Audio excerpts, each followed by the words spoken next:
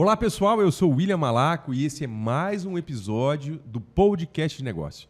Já quero convidar vocês para que quem ainda não nos segue nas redes sociais para nos seguir. Então, Podcast Negócios PF, você vai nos encontrar lá no Instagram e ali você tem um link onde vai levar você para o YouTube, TikTok e para todas as nossas redes sociais. Então, já começa aqui o meu convite. E hoje nós vamos falar com ele, Murilo Palombo. Murilo Palombo. Ele é arquiteto, né? Trabalha muito com design de fachadas, interiores, área comercial, né? Residencial. Tudo, né? E quero agradecer já de início, assim, eu que agradeço. Né, a sua Muito presença obrigado. aqui. Eu tenho certeza que vai ser um conteúdo muito bacana que vai agregar, principalmente para você que está querendo construir, para você que está pensando em empreender, porque uma boa fachada, ela vende, não é isso? Vende. Mas eu já quero começar assim de largada, já falando uma coisa aqui. Hoje, um imóvel que tem uma boa arquitetura, ele pode ter uma valorização acima de 40% ou até 40%? Olha, William, sem dúvida, viu? Para falar a verdade, para você até mais. Mais que isso. Eu já fiz trabalhos aqui em Porto Ferreira que o cliente precisava vender o imóvel acima da média e a gente fez o trabalho de interiores e decoração, né? Então a gente faz o planejamento para que ele seja valorizado para ter esse comércio aí já acima do mercado. A residência em si, ela estava simplesinha, né? Vamos falar o básico aqui, assim, a residência, a parede erguida e tudo, e aí o pessoal falou assim, vamos lá fazer um interiores para mim, quero valorizar a minha residência. E eles venderam, se eu falar para você, eles venderam 60 mil a mais do que o valor normal. Que estava pedindo normal. Eu trouxe aqui no nosso podcast o Ortiz, e a gente estava falando um pouco sobre o mercado de imóveis. E uma das coisas que eu tinha comentado com ele, vou reforçar aqui com você, eu estava vendo que nos Estados Unidos eles estão deixando a casa decorada para poder fazer a venda do imóvel, e isso tem tido uma valorização muito grande. Então, isso que você está me dizendo, de valorizar 60 mil reais, já é uma realidade também no Brasil. Já é. A única coisa é que esse perfil, né, de deixar o imóvel pronto, já mobiliado para venda, aqui no Brasil ainda não desconheço. Mas, assim, com certeza a valorização dele vai ser bem maior se tiver já prontinho, né? Decorado e já mobiliado também. É como você comprar um carro com acessórios. Isso Ao invés de você comprar um carro básico, você já compra um carro acessório com caro, né? É. Porque hoje, assim, o pessoal já vem de casa já dizendo, né? Colocando isso já na descrição como valorização. Por exemplo, os armários planejados, né? O pessoal, a casa é toda planejada, já tem armário embutido, já não tem que... Já está com box do banheiro, beleza, isso daí é coisa simples, mas já está partindo para esse lado, né? Já tem imóveis planejados, o pessoal quer subir 10, 20, 30 mil reais pelos planejados, que o cara gastou, com certeza, né? E antigamente não se falava nisso, né? Não. Antigamente se dizia assim, eu vou colocar um móvel planejado, mas depois eu não vou ter esse retorno. Exatamente. O pessoal até falava, mas não é do meu gosto e tal, mas ele sendo planejado, ele está ali naquele espaço, não tem nem por que tirar, né? Você tirar, você não usa em outro lugar. E isso acabou sendo um item de valorização também, né? Olha só que coisa Aproveitado para valorizar. Que bacana. Então é possível, sim, valorizar o seu imóvel aí com uma boa arquitetura. Mas eu queria conhecer um pouquinho mais de você e eu queria entender como que você começou na arquitetura. Rapaz, eu trabalhei na Margiros por 8 anos. Dentro desse ramo da Margiros, a Margiros hoje ela é residencial, industrial, ela partiu para a área também de casas, né? Essa linha. E aí eu comecei a trabalhar e entender um pouco mais desse mercado de residências, né? De casa. Então eu gostava de levar revistas até para dar uma olhada, coisa de arquitetura. Então acho que está meio no sangue até, né? Já tinha... Já tinha um pouquinho. Eu era criança, eu gostava de desenhar casa mesmo. Gostava de desenhar edifícios em perspectiva. Eu gostava da perspectiva, sabe? Desenhos assim.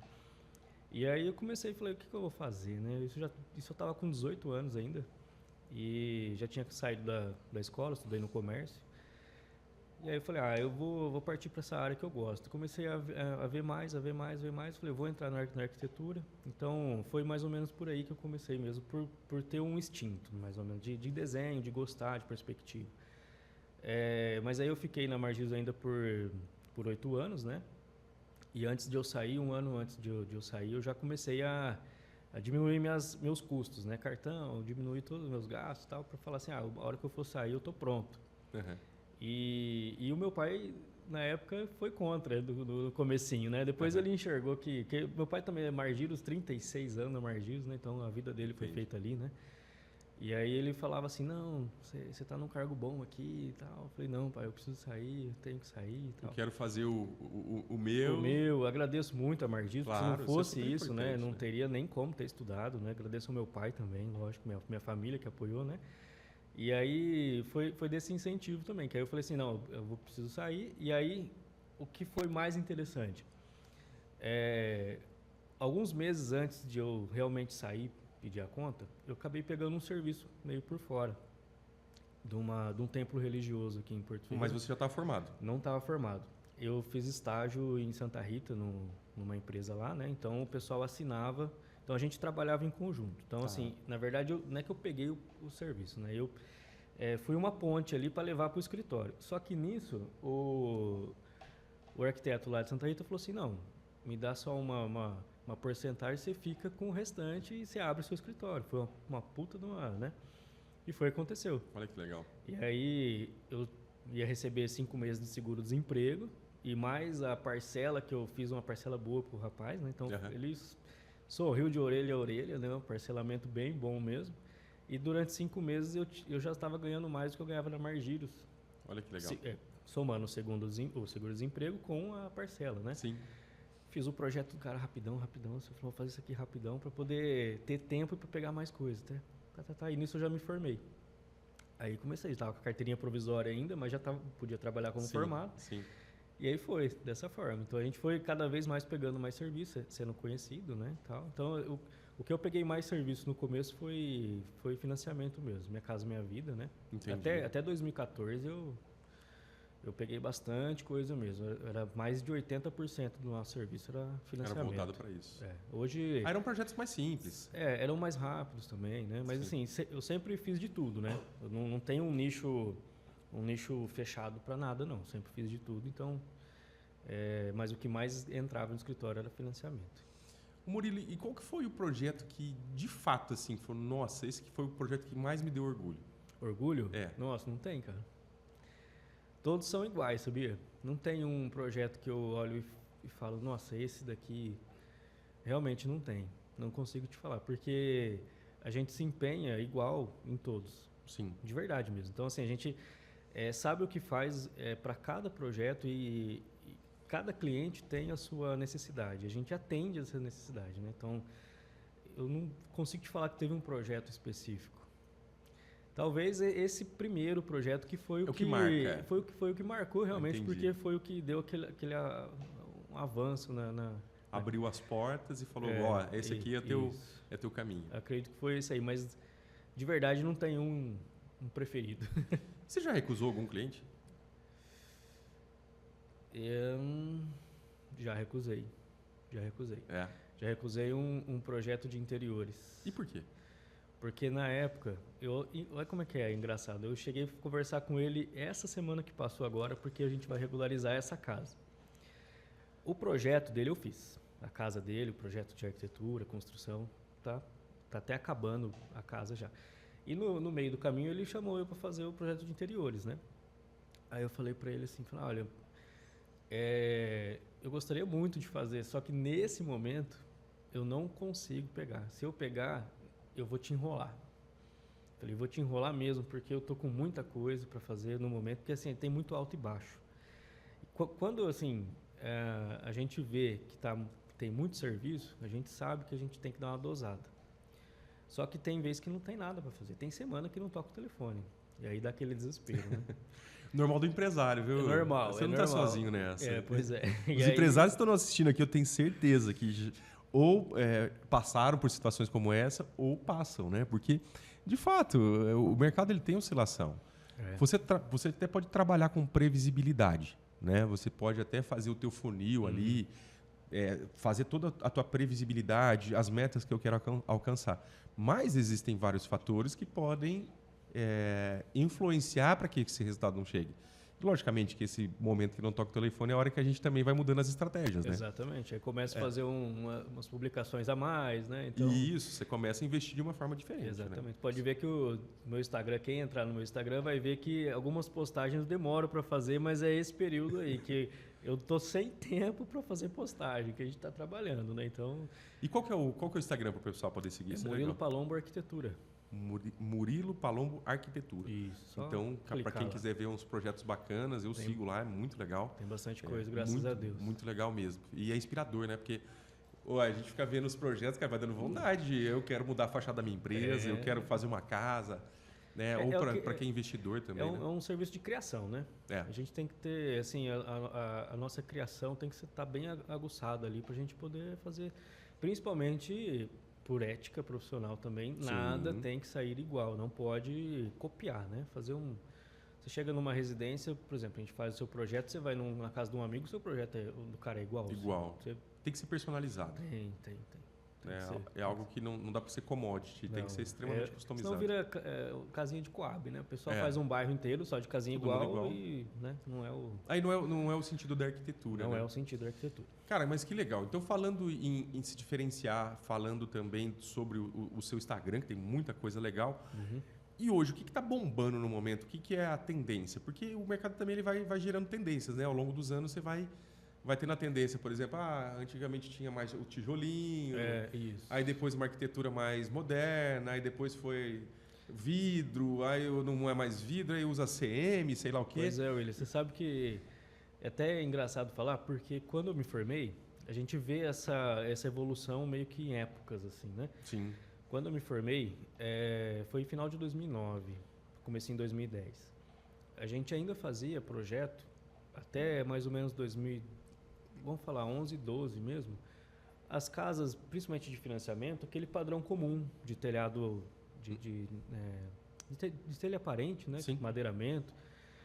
E isso, não sei se você lembra dessa época que o pessoal falava assim, casa de financiamento é casinha de pomba, caixinha de fósforo, aquelas coisas. E não tinha valor. Realmente não. Hoje, se você for comprar uma casa que ainda existe nessas casas dessa época aí, ela tem um valor muito menor do que as casas que a gente faz hoje, do mesmo tamanho. O tamanho é exatamente igual, o terreno é igual, talvez até a localização. Mas a arquitetura muda. A arquitetura muda e valoriza. E aí, por exemplo, quando eu comecei a fazer bastante projeto de financiamento, eu comecei a olhar para isso, porque tinha os arquitetos mais antigos da cidade mesmo, né? Os que já estavam formados e tal, e eles seguiam esse padrão de construção. E realmente ficou intitulado na época que as casas de financiamento era casinha de Coab, casinha básica, de padrão básico. Aí eu falei, nossa, eu não sei, acho que dá para dar uma alterada nisso, dá para melhorar, né? Dá para valorizar, tal. Eu comecei realmente a fazer, não só eu, né? A nossa geração de arquitetos. A tendência foi a tendência. Começamos a fazer a casinha mais quadrada, telhado embutido, fazer um padrão mais elevado que o outro, uma fachada, né, mais moderna e tal. E aí o pessoal começou a até perguntar se isso daria para fazer por financiamento. Eu falei, lógico que dá para fazer por financiamento, a casa é a mesma. Inclusive muda no custo de construção ainda, fica mais barato para fazer. É mesmo. E ela fica mais moderna e mais valorizada. Então, essas tendências começou a vir desde lá, né? E hoje o que está mais em alta ainda continua sendo essa parte mais moderna, construção mais moderna. E por que isso? Eu não sei, na verdade, William. Eu acredito que seja mais pela visual, né? Chama mais atenção. Tipo assim, o clean, né? O clean moderno, aquele minimalista menos é mais, né? Aquela coisinha mais simples, mais moderna, né? Sem muita coisa. E um pouco de custo também, porque hoje um telhado de madeiramento sai pelas planilhas que a gente tem lá, um pouco mais caro ainda do que você fazer laje e cobrir com uma telha sanduíche, ou um brasilite também pode cobrir também, manta térmica, né? Legal. E também a gente, hoje pensando assim, em questão de meio ambiente, a madeira ou o cimento, o que mais agride? Você tem essa informação ou não? O problema da madeira é a extração, né? Porque você precisa de madeira boa e uma madeira que ela vem, por exemplo, de uma produtividade rápida, nem sempre ela tem uma qualidade tão... Né? E está perdendo, né? As madeiras boas já estão sendo canceladas, já a madeireira não traz. Não pode, né? Não pode. Já tem uma madeireira, por exemplo, em outras cidades, né? Que você vai procurar por uma madeira, uma peroba, alguma coisa, o pessoal não está trabalhando. Trabalha com eucalipto, que é coisa... É uma madeira menos resistente. Menos resistente. Só que aí vai perdendo qualidade. Mas os telhados mesmo, quando a gente faz ele embutido, desse padrão mais moderno, a gente costuma usar galvanizado ou ferragem mesmo, né? Para fixar a cobertura, né? Ô Murilo, uma pergunta. Eu quero comprar uma residência para vender, mas ela não tem assim uma fachada agradável.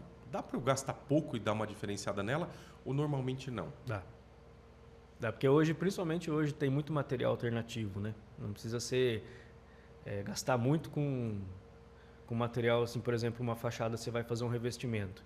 Hoje em dia tem aquelas placas flexíveis, que elas como se fosse o ACM, mas ela imita perfeitamente um porcelanato, daqueles de 1 por 2, 1,5 por 2,5 E é mais barato tamanho. esse material? Mais barato. É mais barato e também, mesmo que ele seja mais caro, ele se torna mais barato, porque você não tem a quebradeira, não tem pedreiro, é uma cola que você coloca lá. Tudo bem que você tem que alinhar, é um estudo, né? A gente tem que estudar a fachada para ver o que é possível ser feito, mas uma parte do nosso serviço da arquitetura realmente é essa, é a gente estudar e colocar isso em prática no mais econômico possível, mais viável possível, né? Financeiramente, principalmente. Agora você tocou no assunto que eu fiquei bem curioso, cara. Bem curioso mesmo. Porque cada vez mais a gente está tendo dificuldade com mão de obra. Nossa. Né? O Sim. pedreiro, o encanador, o pintor. E eu estou falando isso do modo em geral, né? Não estou só... a gente está direcionando para esse mercado porque nós estamos falando exclusivamente de construção e arquitetura. Tem estudos e desenvolvimento de materiais que cada vez menos se utiliza mão de obra? Porque a gente está entendendo que vai faltar. Em algum momento vai virar um colapso isso, né? Vai virar um colapso. Não tem mais mão de obra. O pessoal não quer trabalhar, o pessoal quer receber só, né? Os pedreiros, principalmente, a gente faz visita em obra, o pessoal reclama, o funcionário não veio, não sei o que, me deixou na mão, eu tô sozinho. O cara que ia auxiliar, o auxiliar do pedreiro, que é o servente, principalmente, né? Porque é uma profissão assim que não tem... Eu vejo assim, ó, se o pessoal fosse, não é nem mais unido, mas se tivesse vamos supor, um sindicato. Uma associação, um sindicato, alguma coisa que regulamenta realmente a profissão, como um empregador, né? Mas é que tem tudo as cargas tributárias e tal, né? Sim. Mas eu falo assim, de você realmente poder cobrar do seu funcionário, né? Porque hoje o pessoal trabalha na construção, não tem funcionário.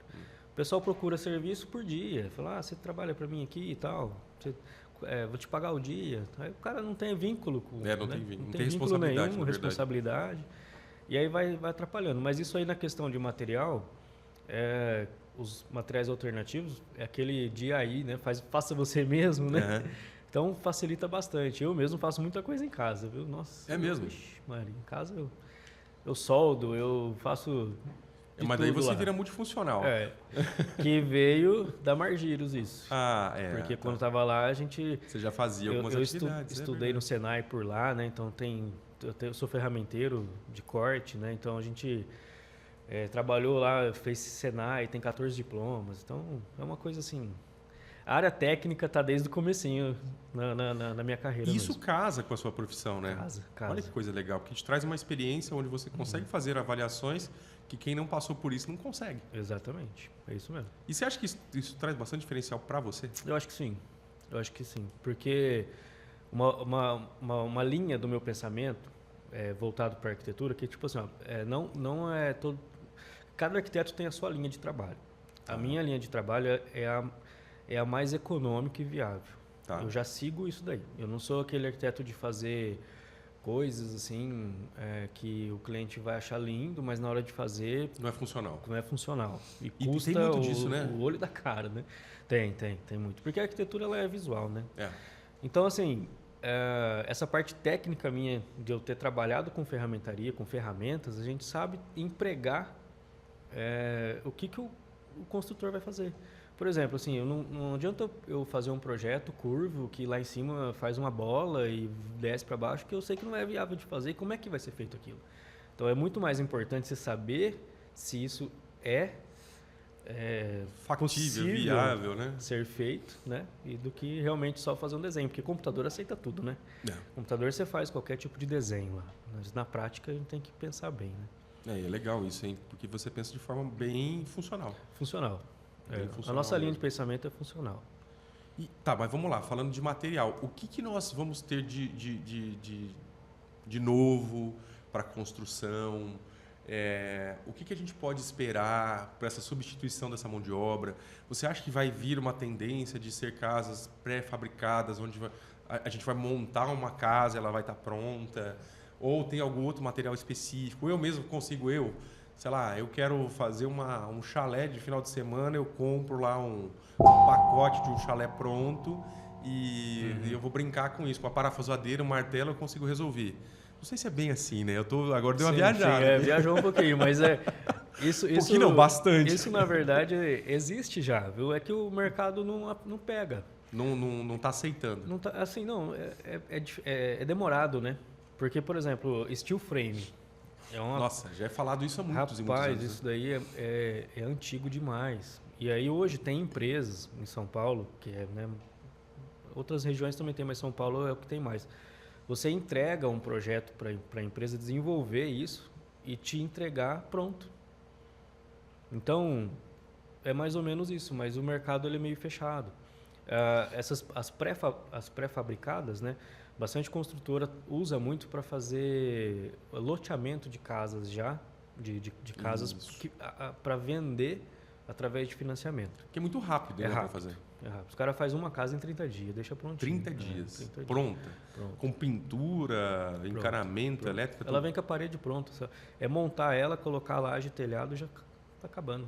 A parede vem pronta com encanamento dentro. Vem pronto com a parte elétrica dentro, já vem montado. Aí é só fazer as conexões. Conexão. Em cima da laje, conecta uma coisa com a outra, tá pronto. Caramba. É uma montagem mesmo. E por que o mercado não aceita isso? É muito conservador? O tijolo ainda é aquela coisa, eu tenho que fazer uma casa de tijolo porque ela vai aguentar mais. Eu acho que é isso. Você sabe o que acontece? Agora eu vou viajar aqui, hein? Eu acho que é a história dos 3 porquinhos aí que influenciou a gente, cara. Pode ser. Não é? Pode ser. Pode ser verdade. Porque não faz sentido. Você tem uma coisa que é muito mais rápida, né? O pessoal olha uma parede de gesso e fala, mas isso é fraco. Não aguenta. Uma parede de drywall não aguenta. Eu falei, como que não aguenta? A gente já fez vários trabalhos com drywall. Inclusive, uma profissional de terapia holística, bem no centro, perto da professora Henrique, das 2 pistas lá. Movimentado pra caramba. E ela não podia ter barulho nenhum. A solução foi fazer um fechamento para ela, que ela ia trabalhar usando um espaço da garagem, né? A gente pegou uma parte da sala e a garagem a gente fechou toda com drywall e no meio colocou lã de rocha, que ela é totalmente acústica, né? Olha só. Não passa som nenhum. Mas olha, a clínica lá, nós temos 300 metros de construção ali de clínica, tá? E são várias salas. E é tudo em gesso. Então, divisória, né? São tudo divisórias de gesso. E não tem problema nenhum. O pessoal usa para isso, para dividir internamente. Paredes externas, eles não... não, mas aí você está falando a externa. Externa, todas as paredes. Não, até eu agora fiquei assim... Porque qual que é a preocupação? O gesso, a gente tem essa percepção que se ele molha, ele vai se desmanchar. Sim, o gesso comum, sim. Mas tem o gesso gypsum, que ele é para a área externa. Ele pode ficar mergulhado na água. Que não vai... Não vai acontecer nada. Ele é para isso. Ele é uma placa mais cara, lógico, mas ele é para isso. Você usa as partes externas e as internas pode ser com gesso comum. E isso seria mais voltado para a construção em steel frame? Em steel frame. E também ganha esse tempo? Ganha também. E porque valor? É parafusado, né? Parafusou os montantes, pá. Ele se assemelha um pouquinho de uma parede. Mas é para mais ou para menos? Para menos. Para menos, então tem economia. Tem economia. É que igual eu sempre falo, assim, o pessoal no escritório às vezes fala assim, às vezes a gente projeta uma parede de vidro maravilhosa lá, a pessoa fala, não vou pôr vidro não, que o vidro é muito caro. Realmente, assim, o vidro tem um valor, só que aquele valor que você tem que pagar na hora que o cara instalou. Ou divide, né? Faz os pagamentos e tal. Mas vamos supor, o vidro ele tem ali em metro quadrado dele custa R$500 um metro quadrado. Uma parede custa isso também, ou mais. Só que aos poucos, entendeu? Primeiro você faz o alicerce. A gente não faz a conta, né? Depois você sobe a parede, aí isso vai massa, vai tudo, vai tijolo. Aí o pedreiro chapisca, ele reboca, ele pinta, se vai ter massa corrida ou não, ele tem que passar. Então o metro quadrado da parede acabada... Fica muito mais caro. Fica muito mais caro. Então, assim, só que é imperceptível, que você vai pagando aos poucos, né? Então o pessoal acha que o vidro é muito mais caro, mas é essa percepção, né?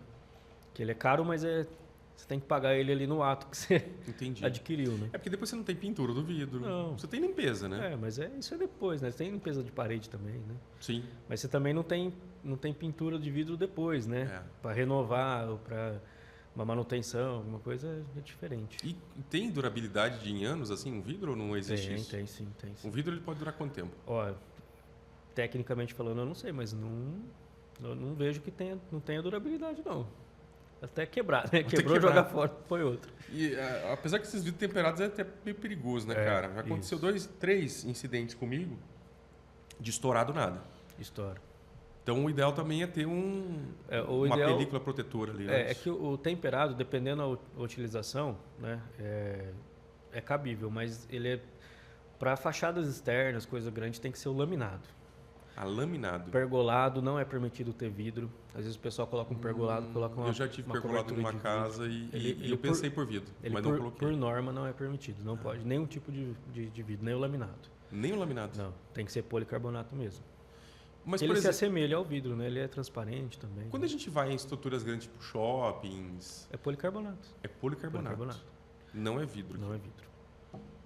Porque o risco também de acidente é gigantesco. É gigantesco, não pode correr, né? Esse risco. Não dá.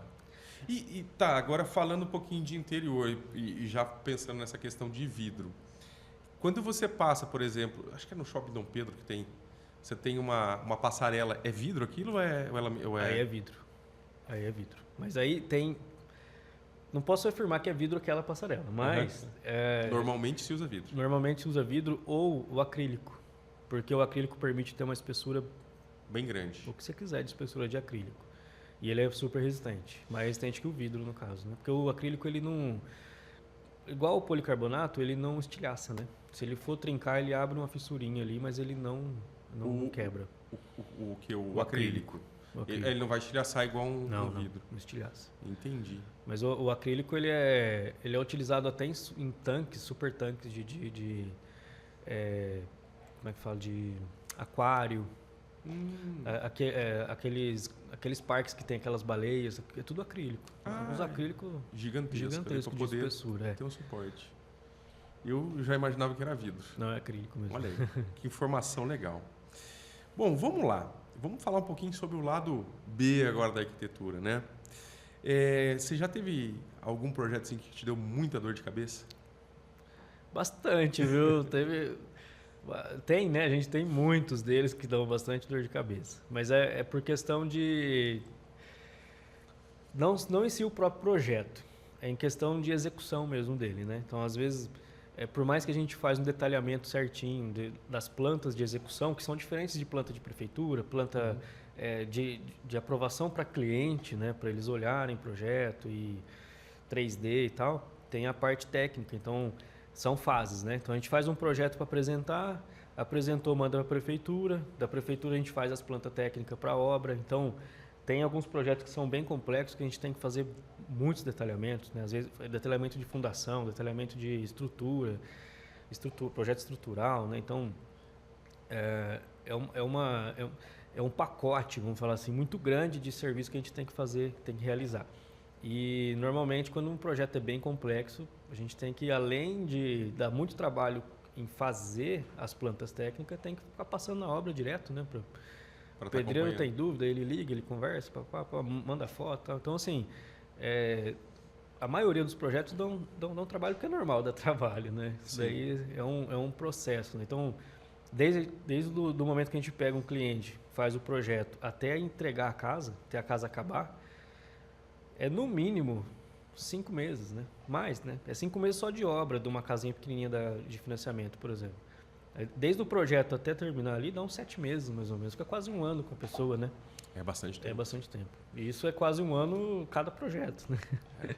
Mas assim, você teve um específico que te deu muita dor de cabeça? Nossa, esse aqui me tirou do sério? Eu tive um projeto num condomínio, não foi nem aqui na cidade, foi lá em Guaxupé. Esse deu bastante trabalho, mas não, porque assim, ó, o pessoal lá de construção é diferente daqui. O trabalho que deu era o seguinte: era um sobrado, a parte de baixo do sobrado, as paredes não condiziam com as paredes de cima, elas não batiam em cima uma da outra. Uhum. Mas no projeto estrutural tinha os reforços, tinha as vigas, tinha a viga invertida, tudo que a gente tinha que fazer, né? E o pessoal de lá não conhecia isso, cara. O pedreiro de lá, até o cliente é meu amigo, inclusive, ele falou: Murilo, você tem que vir aqui, cara, direto aqui, porque não tem como, o cara não quer fazer. Ele não quer fazer, ele falou que a casa vai cair, não sei o quê. Deu um trabalhinho mesmo, sabe? A gente sentar com ele, mostrar. Mas de impor para ele, né? Porque a gente sabe que as regiões, cada região trabalha de maneira diferente. Até em Descalvado, uma vez veio um pedreiro aqui em Porto Ferreira fazer um projeto, uma construção de um projeto nosso.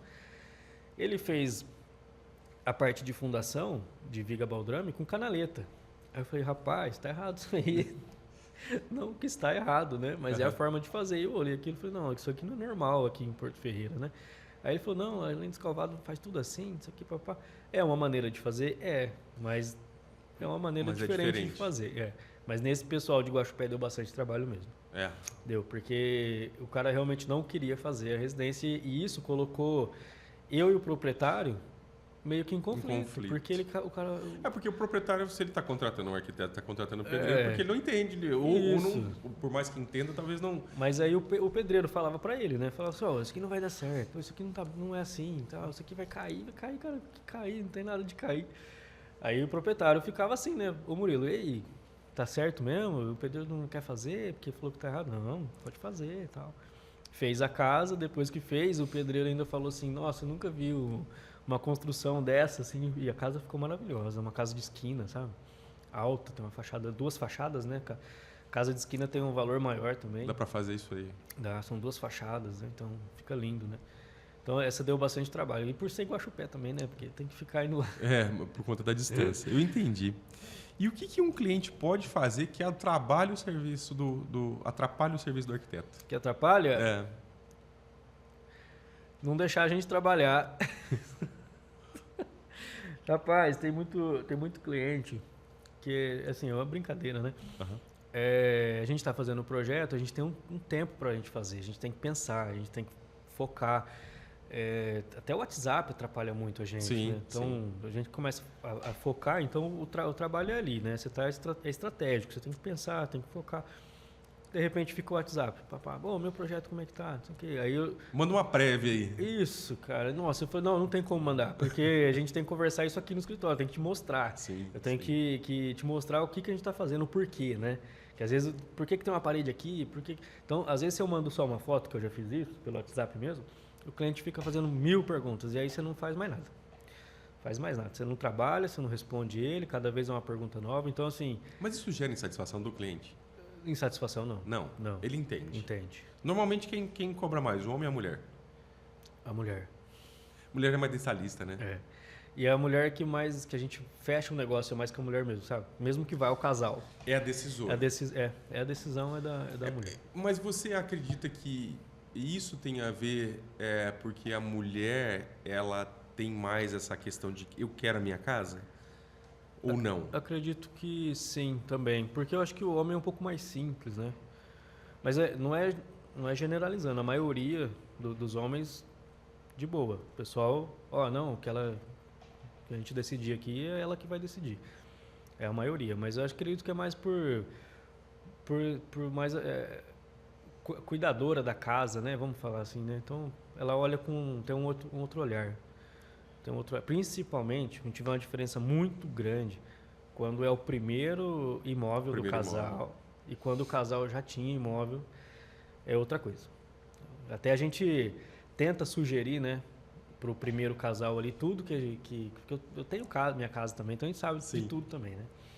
A gente vai olhando ali os detalhes e fala: vamos fazer assim, tal. Tem casal que acata, não, beleza, mas tem uns que não, mas depois vê que era bom ter feito, né? Então é assim que funciona, cada um vai olhando a sua parte, né? Mas quando as pessoas te procuram, elas estão buscando muito mais o visual ou o funcional? As duas coisas. Não tem como separar. Mas as pessoas têm esse discernimento do que é funcional de fato? Não. Não, porque eles têm a ideia, né? Eu quero fazer uma casa. Aí se inicia aquele briefing inicial, né? Como que é a sua casa? Qual a sua necessidade? Essa é a primeira pergunta. A necessidade é o quê? Quantos cômodos? Você tem filho ou não? Só que isso a pessoa deixa na nossa mão para fazer, desenvolver o projeto realmente, né? Então a gente desenvolve da melhor forma. A gente tenta pensar em tudo. Em terreno, em inclinação, em água de chuva, de onde que o sol nasce, onde morre, ventilação. Então é uma série de questões que o cliente nem sabe o que eu estou falando. Você está falando, eu estou pensando pois aqui, é. E aí? E aí, é por isso que o cliente passa para a gente a ideia, a necessidade, e a gente desenvolve em cima do que a gente tem, né? Então, a gente sempre busca pensar em tudo que for possível, em todos os detalhes para não escapar. E aí, essas casas, elas são muito... Quando você está tratando um casal, principalmente a primeira casa, essa pessoa ela está pensando muito nela, no casal. Nela. Isso. E você acha que isso é um pensamento racional? Porque depois, se eu quero vender essa casa e construir uma nova, ela pode ter dificuldade de mercado? Ou já é construída pensando, não, isso aqui vai ser... Ela é, assim, construída pensando nesses fatores. Porque, principalmente, é nítido, muito nítido mesmo, você vê uma construção, uma residência de um casal que fez por conta. É nítido, na hora. E uma casa que foi planejada por um arquiteto. Muito diferente. Você já identifica. Porque a gente já... Os projetos, por exemplo, de financiamento, o pessoal consegue fazer 30 metros quadrados, 40, 45 metros quadrados, mais ou menos.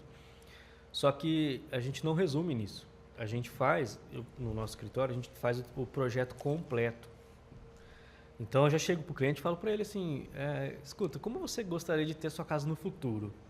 Aí o pessoal, eu gostaria de ter uma cozinha gourmet, meu quarto já com closet, suíte, uma área de lazer e tal, papapá. A gente faz esse projeto pro cara, já inteiro, grande. Só que aí a gente vai eliminando... Aquilo que não encaixa no orçamento. Não encaixa no orçamento, principalmente para financiar. Então, com isso, o cliente já tem uma opção de ampliação para a casa dele. De verdade, William, nós nunca fazemos projeto fechado. Não lembro de nenhum fechado, que significa o quê? Sem opção de ampliar. Tá. Com facilidade, porque também não gosto daquele negócio... tem uma sala grande, a gente tem que passar uma parede no meio da sala para criar um corredor. Não. Eu odeio fazer projeto que você tem que desmanchar alguma coisa. Você tem que sempre acrescentar, no máximo abrir uma porta, fazer uma coisinha. Então, a gente já pensa tanto em valorização quanto ampliação. Então, isso é bom para os clientes já ter essa visão. Né? A gente, no escritório, a gente faz o projeto dessa forma. A gente cria ele já pensando expansível, né? Para poder fazer ampliação futura. E tem aquele cliente que, por exemplo, ele compra um terreno por um preço muito bom, assim, mais barato, ele quer fazer um projeto muito bacana, só que, tipo assim, não cabe para aquela região. Uhum. Ou alguém que compra, tipo assim, vou comprar um terreno O meu sonho é ter uma casa no condomínio fechado. Aí, sei lá, 70% do dinheiro que ele tinha, ele gastou no terreno. Eu vou te contar uma história. Conta.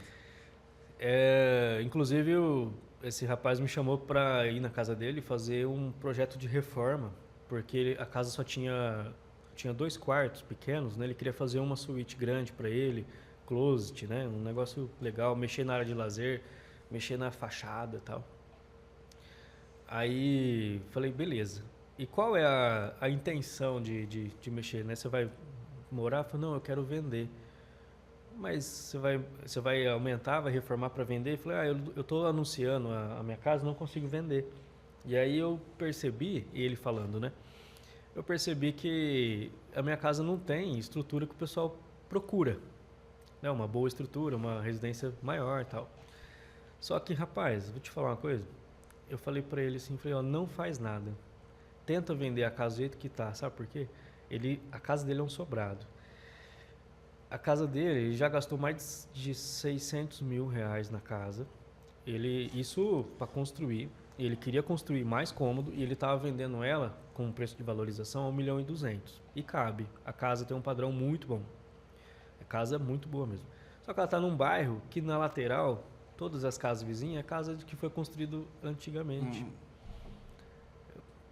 Pode citar o nome do bairro? Pode. Jardim Aníbal. A casa fica no Jardim Aníbal, que as outras casas são mais antigas mesmo. E atrás dessa casa já é um condomínio fechado, do Jatobá. O que eu falei para ele? Tenta vender a sua casa e compra uma casa num condomínio.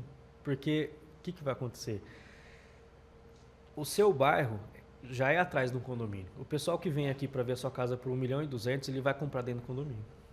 Uma casa mais barata. Que tem. Então, assim, ele investiu muito dinheiro no lugar errado. E é o que você falou. Às vezes o bairro não comporta a casa que está. A casa que ele vai querer construir. Então tem que pensar... Tem que ser racional nessa hora, não pode ser emocional. É. Porque o que eu penso, muitas vezes a pessoa fala assim, puxa vida, talvez esse terreno foi comprado há X anos atrás e foi o primeiro bem que essa pessoa conquistou. Isso. Então tem muito lado emocional envolvido, né? Tem. Só que nessa hora não dá para ser emocional, você tem que ser racional, né? Porque senão daí se tira errado, né? Exatamente. Não, já aconteceu N situações no Vila Nova também, que foi inclusive o que você falou, o terreno era do pai do cara, ele pegou da família de herança, tal, só que é um terreno horrível, ele tem um declive enorme pro fundo, sabe? Não tem muito o que você fazer lá, o cara quer investir, papai. Eu falei assim, olha, você construir uma casa para você morar, beleza, vamos fazer um projeto legal, que aproveita esse desnível também, né? Faz uma cisterna para pegar água da chuva, fica ecológico, fica funcional, mas aí o cara quer investir num lugar que ali onde está aquele terreno não é viável de investir, sabe? Tem que ser o mínimo possível e ser racional, porque senão vai acabar virando um elefante branco. Gasta demais, depois no futuro não tem muito o que fazer. Né? Isso é complexo, né? Bom, mas eu imagino que esse mercado que você atua, como um mercado que você trabalha com muita modernidade, com coisas... Pode ser o básico, mas né, muito moderno. Eu imagino que não tem ninguém que fala que o teu projeto é caro, né? Tem. Tem mesmo, é? E como é que você lida com isso, quando a pessoa fala, pô, tá caro? Não, eu tento justificar, lógico, né? A gente sempre justifica, né? Porque assim, a gente tenta entregar muito mais serviços do que realmente seria uma planta, né? Às vezes o pessoal pensa, que é uma briga eterna, né? O pessoal sempre vai falar, mas é só um projetinho, né? É só uma plantinha, mas não é, nunca vai ser um projetinho. A gente tem que pensar em tudo. Teve um dia na obra que eu falei com o pedreiro, eu falei assim, gente, olha como é que faz. Eu cobro um valor que é metade do que o pedreiro cobra só para pôr piso. O pedreiro cobra R$60 para colocar piso. Por metro quadrado, eu cobro metade. Para fazer o projeto inteiro, para pensar não só no piso, para pensar em tudo. Desde quando o cliente compra o terreno, como o terreno é. Você analisa tudo. Tudo, até o final. Até telhado, cobertura, tudo. Então, não vou falar que a gente não é desvalorizado, não é isso não, sabe? Porque assim, a gente tem um certo valor, sim, mas eu acho que essa parte que o pessoal não olha. Porque quando um cliente chega no escritório, ele não é a maioria que acha caro, não, mas o pessoal, né, às vezes comenta alguma coisa. De um modo geral, sim. Eles falam assim, nossa, mas tudo isso, né? Mas não sabe que tudo isso é metade do que um acabamento da casa dele. Uma torneira, cara, tem gente que compra torneira de R$2.000. E tem, torneirinha de cozinha simples, não é muita coisa, não. E gasta. Então, é a percepção, né?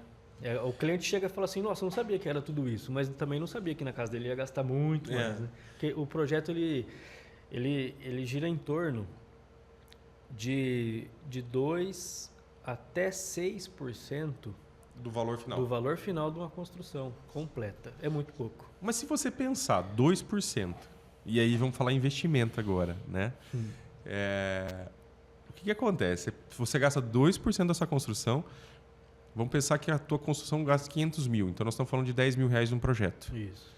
Só que ela pode valorizar 100 mil, por exemplo.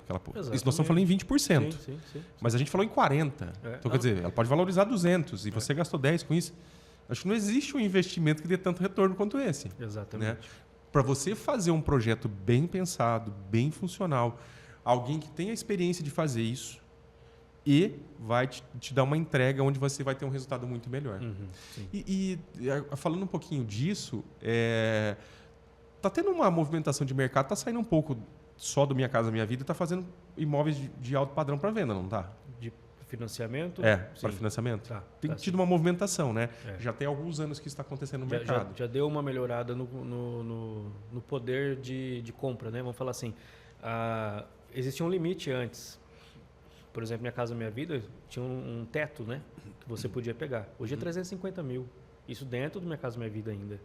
Então, mas outros programas, SBPE, eles passam disso, né? Até 1 milhão, 1,5 milhão.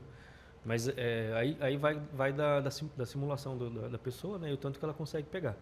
Mas, por exemplo, esse cara que é o investidor, que ele virou construtor, é o cara que já está fazendo negócio, vendendo imóvel, ele tem uma visão diferente? Tem. Esse cara já enxerga diferente. Já está mais acostumado, né? Já sabe. Ele já sabe que um projeto bem executado, bem feito, é um projeto que vai dar mais resultado final. Exatamente. Eu tô com um projeto legal no Santa Luzia, que vai ser lançado agora.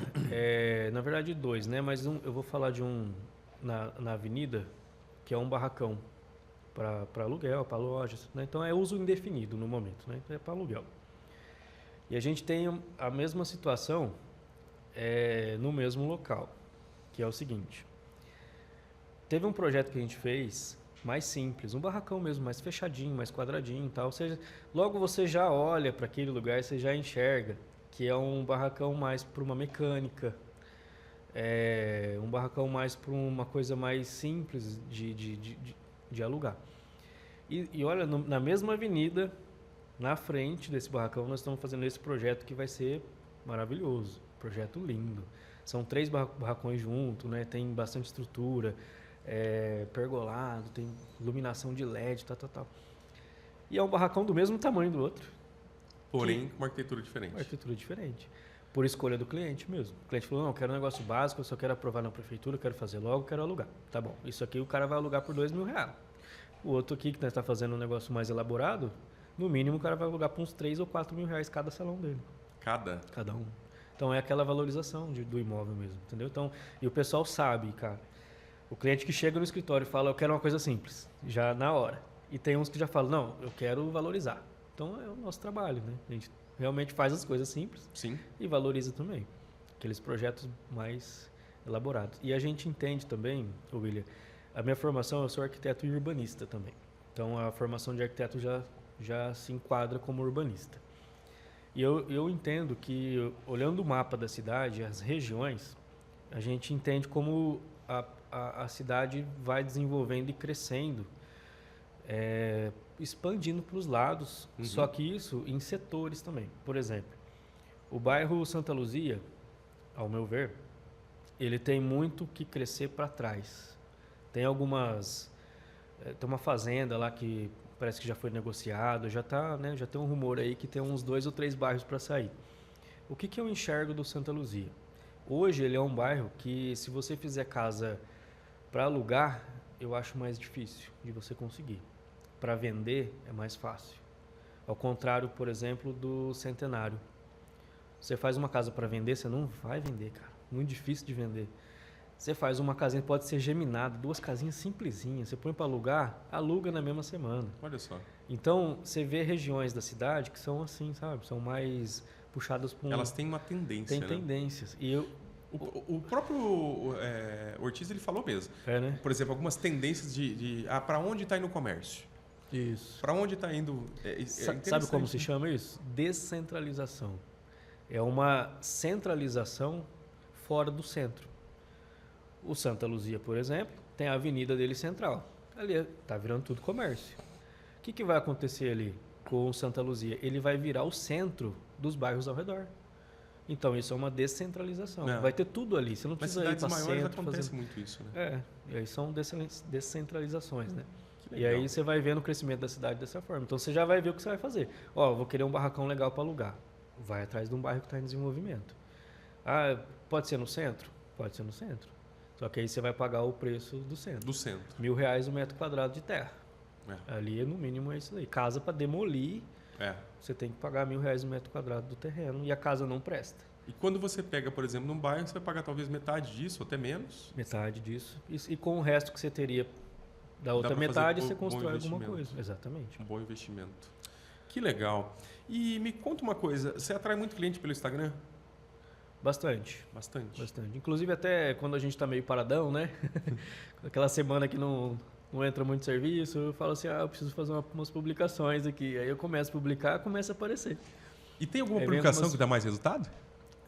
Eu acho que as publicações que eu mesmo faço em visita de obra, por exemplo, sabe? Faz um vídeo. Que legal. Eu vejo que a interação é maior do que você fazer um projeto e postar.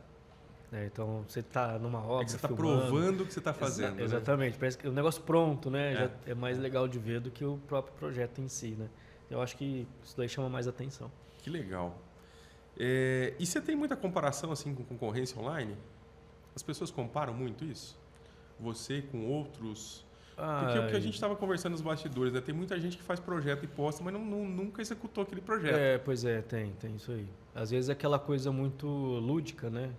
Projeto maravilhoso, muito forte, né? Um projetão bem visível, mas aí você sabe que o cara não vai executar aquilo lá. Então fica aquela coisa mais instagramável do que realmente tem que né, executável. Né? Executável, exatamente. Acho que a palavra é essa. Legal. Vamos fazer um bate-bola rapidinho aqui. Perguntas bem diretas. Eu acho que é de bastante interesse do público. Reforma ou construção do zero? Depende do estado do imóvel. Tem que fazer uma avaliação. Chama a gente, vamos lá, faz a avaliação do imóvel, a gente identifica, fundação principalmente, estrutura, para ver se é viável fazer a reforma ou não. Porque já teve muitos casos de eu falar que não. Falou, não, vamos demolir. Você quer fazer uma coisa boa, tem que demolir. Mas já teve caso da gente ter que estruturar uma casa de 70 anos. Porque o cara queria fazer a reforma, não queria demolir. Não quis? Não. Mesmo você falando que deveria demolir? Mesmo falando. A gente achou soluções para estruturar ela e, inclusive, ela foi invertida ainda. Onde era cozinha com sala e quarto aqui, foi feito assim. Nós mexemos inteirinha por dentro. Aí teve que mexer com encanamento, toda a estrutura. Estrutura de fundação, né? Tudo. Nossa. Mas é avaliação. Tem que avaliar e ver o que é viável, né? Financeiramente. Né? Às vezes o cliente chega lá com uma ideia mesmo e fala assim, eu estou com uma casa para demolir, que eu quero construir outra. Eu já cheguei lá e falei assim, não vai demolir não. É besteira, você vai gastar mais. Então é uma avaliação mesmo, né? É a avaliação mesmo do imóvel. Isso. Legal. Estilo rústico ou moderno? Para mim, é mais o moderno. Para mim, eu gosto mais de desenvolver projeto moderno. Mas a gente segue o cliente. Né? O cliente fala, uma chácara. Uma chácara, você pensa o quê já? Você já pensa numa varanda, você já uma casa de chácara mesmo, né? Sim. Telhado aparente. Você não vai pensar numa casa toda moderna, uma casa... Não pensa assim, mas vai muito do cliente, do gosto, né? A gente segue muito o gosto do cliente também. Eu não sou engessado, falo assim, a gente tem que fazer dessa forma por causa disso. Não. Se o cliente quer diferente, a gente faz diferente, mas também dentro das normas e técnicas, né? E você já pegou muito cliente com gosto ruim? Já. E aí, você é sincero ou mais diplomático? Eu sou diplomático. Eu tento ali, mas tem hora que não dá, tem que dar aquelas cutucadas. Tem que falar. Não, isso aqui não dá, isso aqui não tá certo. Tem muita coisa. Tem cliente que não entende o projeto, por exemplo. Você faz uma mudancinha ali, você volta pro que estava, o cara gosta. Por exemplo, já fiz vários estudos no mesmo projeto diferente. Teve uma cliente uma vez que eu fiz 17 estudos do mesmo projeto. Na hora que a gente foi ver o último, o estudo estava igual ao primeiro. Porque a gente vai moldando, né? Vai moldando, mas chegou igual, estava igualzinho o primeiro projeto que a gente fez. Mas tem alguns clientes que é meio... Imagino. Para tudo, né? Acho que todo tipo de mercado você vai ter ali as dificuldades de poder chegar num consenso de fato, né? Muitas vezes o próprio cliente não sabe o que ele quer, né? Exatamente. Ele sabe o que ele quer, na verdade. Mas não consegue, talvez, se expressar. Ele não expressa, ali, né? E aí a gente faz de uma forma... Já teve cliente no escritório que olhou o projeto inteiro, depois de ter mostrado tudo, vídeo, tudo, olhou para mim e falou assim, eu não gostei.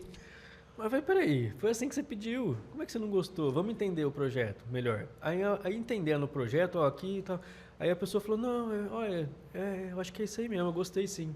Então a pessoa ela chega até meio perdida um pouco, né? Ela não sabe muito se ela gostou, realmente não gostou, mas na maioria das vezes 99% das vezes sai satisfeito. Sai satisfeito. Isso é muito legal. E você se considera um arquiteto raiz ou Nutella? Nutella não. De jeito nenhum, cara. Aqui é raiz mesmo, aqui é raiz. E qual que é a diferença do arquiteto raiz pro Nutella? Olha, eu gosto de obra, né? Tá. Eu gosto de fazer projeto pensando em obra. Eu não sou aquele arquiteto de escritório, né? De não saber o que está acontecendo em obra também. De fazer alguma coisa que, isso aqui é firula, e o cara, vamos fazer isso aqui que é... Enfeite, confete. Confete, Eu gosto mesmo de prático, né? Então, vai ser prático, vai funcionar, vai ser funcional? Vamos partir para esse lado aqui. Então, eu não sou muito de... A não ser assim, a questão de interiores, ela é um pouco mais minuciosa em detalhes. Sim. Dá para brincar mais, é isso? Dá para brincar mais. Mas isso não quer dizer que eu puxo pro lado Nutella, não. É a parte, né? Mas ele é mais detalhista, assim. É mais decoração mesmo. É a cor de móvel, a cor do chão, iluminação, que tipo de luz. Então, é uma percepção, né? Mais aguçada, assim, um pouquinho, né? Mais minuciosa do que obra, né? Construção, parede, né? Então, isso aí é mais minucioso mesmo. Que legal. E algo que você nunca faria na sua casa? Na minha casa? Olha que pergunta. Rapaz, essa é boa, hein? Eu acho que o que eu nunca faria... Ó, uma coisa eu vou te falar. Lá na minha casa, tudo que eu tenho lá em casa, eu aproveito para falar para o cliente não fazer. Não fazer. Por exemplo, a gente fez uma estrutura de metal com cobertura de policarbonato. É uma coisa que eu não indico fazer. Porque depende a utilização, porque é uma cobertura grande, né? Uma parte de garagem, então tem uma varanda ali, então é uma área grande. Faz muito barulho na chuva. Faz, né? Muito. Policarbonato ele faz mesmo. Se é um lugarzinho tipo um pergolado, pequenininho e tal, você escuta a chuva de qualquer jeito, mas você escuta menos, né? Daquele lugar pequeno. Mas um lugar grande faz muito barulho. Bate mesmo. Então, uma coisa que eu já fiz em casa, né? Mas eu não faria mais. Eu não indico para ninguém, não. Legal. Que bacana. E assim, para a gente finalizar, Murilo, que eu sempre pergunto para as pessoas, quem quer empreender, principalmente na área de arquitetura, qual que é a dica que você dá? Qual que é a tua mensagem final aí? Olha, rapaz, a dica é seguir em frente mesmo, não parar, não desistir, porque e fazer o certo, né? Trabalhar certo, que as coisas automaticamente funcionam, né? Mas é difícil, é difícil. Para você ter uma ideia, eu falei, eu me formei em 2009 e já faz 15 anos, né? 16 anos, rapaz. E eu aprendi realmente a trabalhar com arquitetura mesmo. Eu sempre trabalhei de 2009 até agora. De 2017, 18 para cá. Desse período todo, foi batendo cabeça, rapaz. Foi aprendizado mesmo. Foi realmente, sabe, você pegar um caso de um... Porque a gente mexe muito também com documentação, né?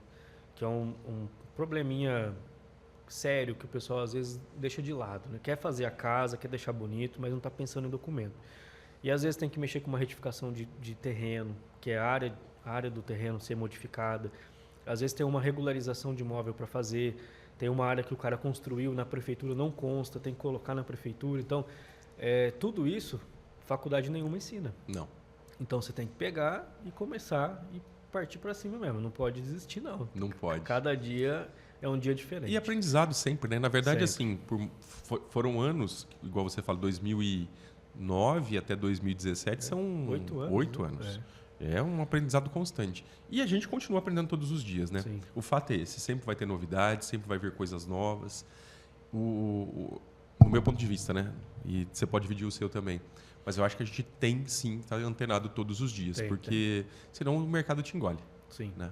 Não dá para ficar... Hoje está fácil, tem bastante feira, né? A gente vai nas feiras, estudos, com a internet você compra um curso de uma coisa, um curso de outra, você vai se aprimorando, aperfeiçoando, né? Sempre tem que estar atual. Tem que estar bem atual.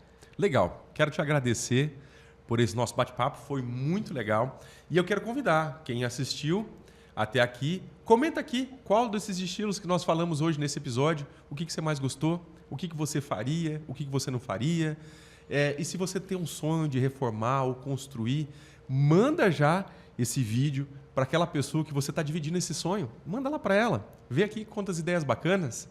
E outra, se você tem um amigo que está precisando do arquiteto com urgência, não esquece de marcar ele aqui e mandar esse vídeo para ele. É isso aí. Gente, quem acompanhou até aqui, eu quero agradecer e reforçando. Siga a gente nas redes sociais, compartilhe esses conteúdos. Isso reforça para que a gente traga cada vez mais pessoas como o Murilo que vão dividir aí essa experiência e trazer um conteúdo de qualidade como nós estamos fazendo. Obrigado, viu, William? Obrigado pela oportunidade de mostrar o nosso trabalho, de explicar como funciona um pouquinho, né? E espero que tenha sido de grande ajuda para muita gente. E se precisar, estamos aí. Só procurar o Murilo, gente. Só procurar. Então tá joia. Murilo, obrigado mais uma vez. Obrigado, William.